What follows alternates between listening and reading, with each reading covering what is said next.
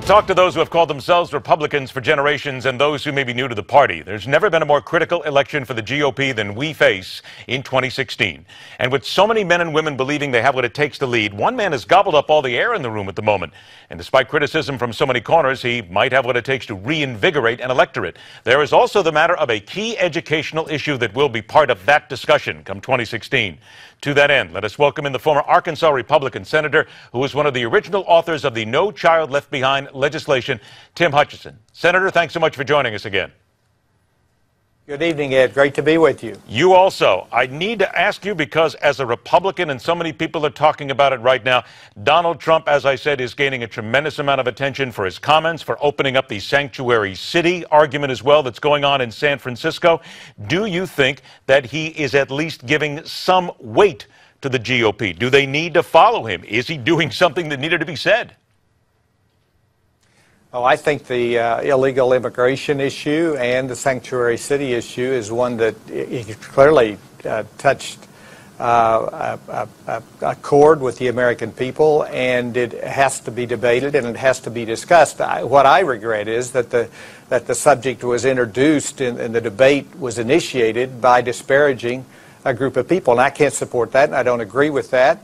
And I do believe we've got the strongest stable of Republican candidates for president in 35 years, since Ronald Reagan, and that this has been a big distraction, and it has tainted an awful lot of the way the American people perceive our Republican Party and our Republican candidates because of what Donald Trump said about the Mexicans. Fair to say, Senator, you fall in line with a number of people who have criticized Mr. Trump for what he has said. Let's move on then to what is important to you.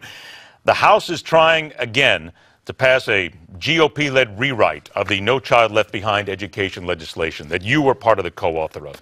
Are you happy to see this, and does this need to be done at this time? Yeah, I'm delighted to see it, and it desperately needs to be done. I was a part of No Child Left Behind. I think there were some good things in it, and I believe George W. Bush was very well-intentioned in what he was trying to do.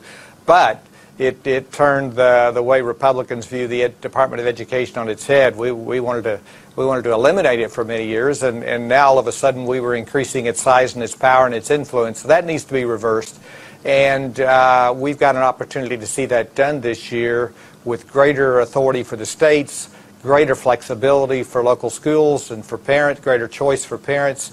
The House is doing a great job. And I'll tell you, the Senate, though it's not nearly as conservative, the bill's not nearly as conservative as the House, it's a great improvement over what we have now and moves in the right direction. We've got an opportunity, a chance to see this actually enacted in law, not the way I would write it, not the way the House would necessarily write a final bill, but we're going to move this thing in the right direction, and I'm optimistic. Is it fair to say that the biggest part of this is a compromise that avoids giving the federal government too much clout in all this and ensures that already disadvantaged kids don't get put at an even greater disadvantage because of how things have changed over the years? Yeah, in the Senate you've got a real division among the Democrats between two traditional bases of the Democratic Party. You've got the unions that are supporting the NEA that's supporting the bill, and you've got civil rights advocates and advocacy groups for disadvantaged children who are not supporting it. So that's going to be interesting to see how that plays out.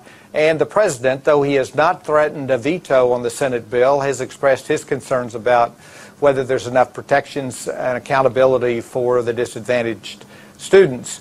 The House, on the other hand, the administration would veto it in a heartbeat as it is now. It's got a lot of things I like in it, including greater choice for parents of low-income children. But I think it's going to be very interesting to see how a traditional legislative process moves forward. This is old-style legislating.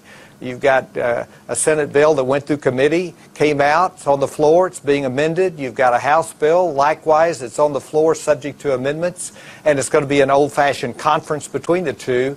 I hope we end up with a good product. In 30 seconds then, what, in your opinion, needs to ensure is not part of any new bill? What needs to go regardless of anything else?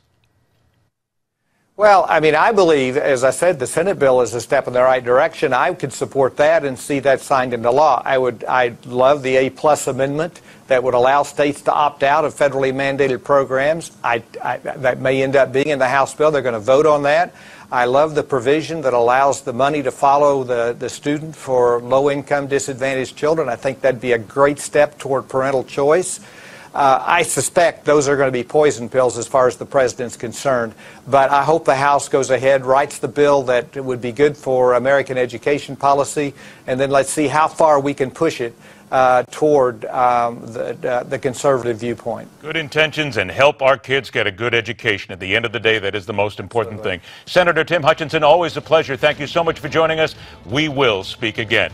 And stay with us, because the fastest 60 minutes of news, The Hardline, will continue.